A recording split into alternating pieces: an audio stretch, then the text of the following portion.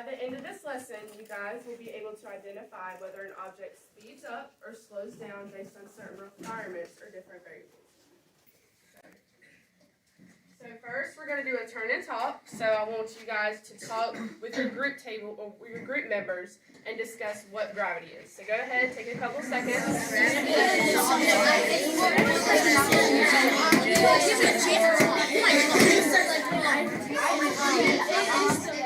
So I saw a lot of good things happening. Some people dropped some pencils. This is gravity. That is pretty much what gravity is.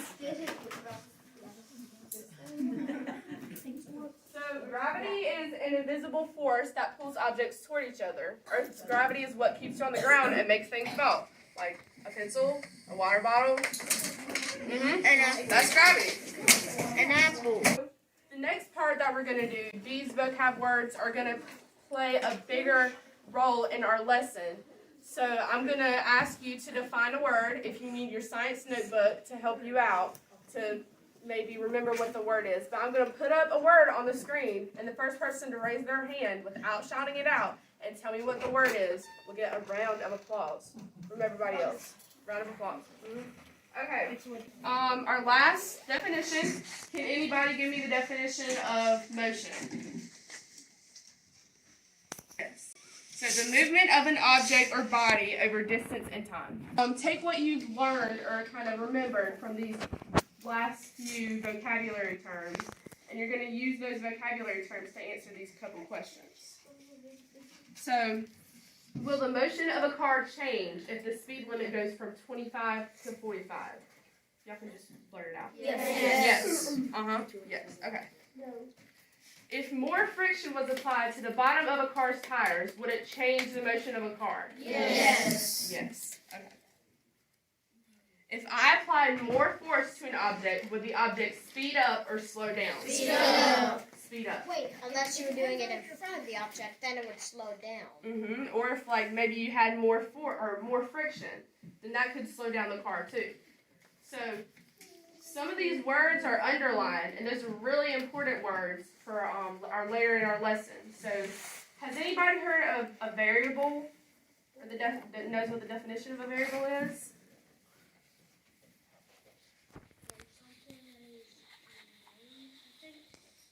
Yes, that would be like kind of a math standpoint for it.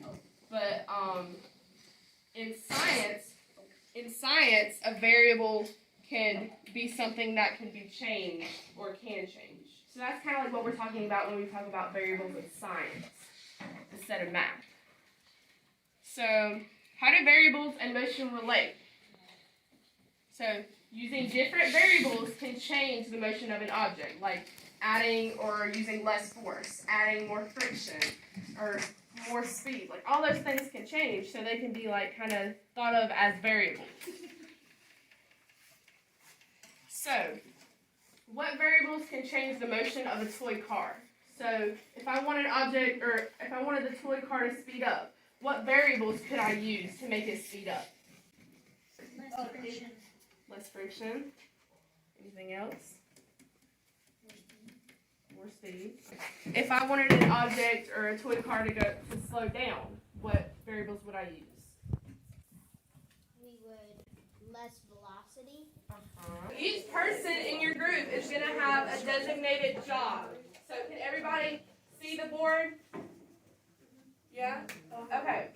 So if you are a timekeeper or a speed calculator in your group, you are going to record the time of the marble and calculate the speed of the marble.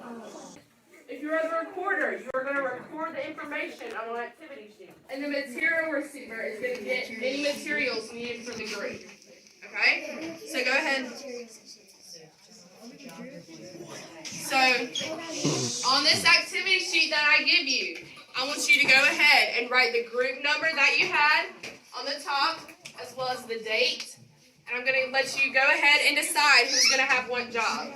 And once you go ahead and decide that, just put your name on the bottom where the job is. So go ahead and talk, and I'll be handing these out.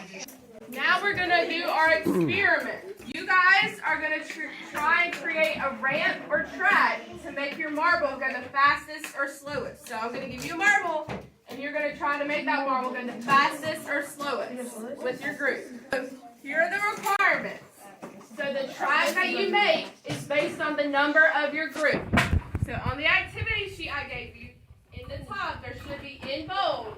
It says the even groups are doing the fast track and the odd groups are doing the slow track. So the marble that I give you, it has to pass the length of 4 floor tiles. So we're using like the floor tiles as like our finish line. So the marble must travel on the track that you create. The marble must remain on the ground. Can't pick it up, has to remain on the ground at all times. The marble has to be moving at all times. So you have to use at least one variable that could change or be used differently. Okay? And I want the material receiver. Raise your hand if you are a material receiver. Raise your hand. Okay. I want you guys to pick up the materials that your group talked about at the back table, okay? What materials are these? We need that really fast board. Yes, we need that board. We have 8 minutes to build your track. You can test your track, you can build your track. But after 8 minutes, everybody's hands should be off the track. Okay? Thumbs up? Okay. And the time is starting now. Go ahead and work. When your time starts, it should be. The marble should go from this tile to 1, 2, 3, 4, and it should pass the other tile. Okay, so it's passing the 4 tiles.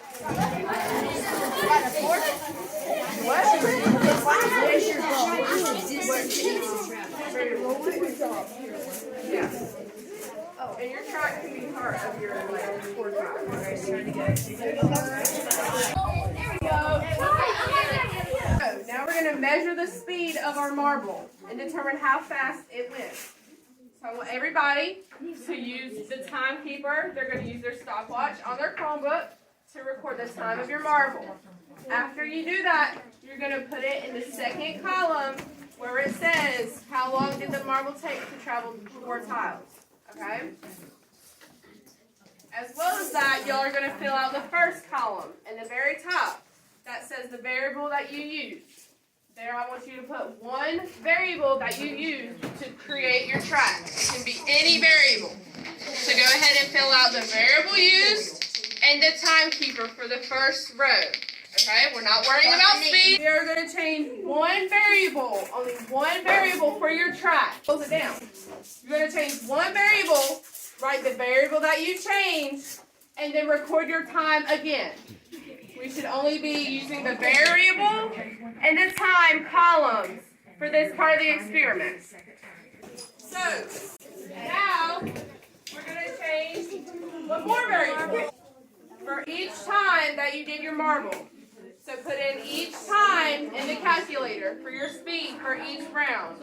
What does your speed mean? So at the very bottom of your table, there's going to be a little divided line, and it says every second our marble goes blank speed.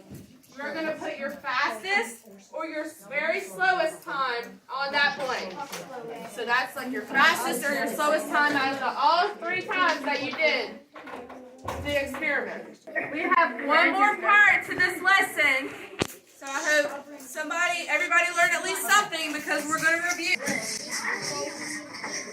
Okay, our last question.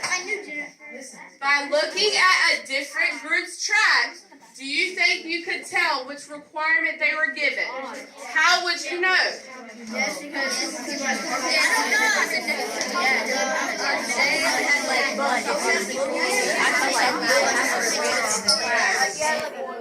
This is our last question. I just want you to raise your hand if you can answer this question.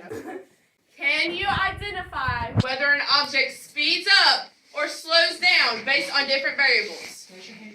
Raise your hand if you can do that. Okay. Do you want to know why? Do you want to know why you just gave yourself a big round of applause? Because y'all just completed this lesson objective.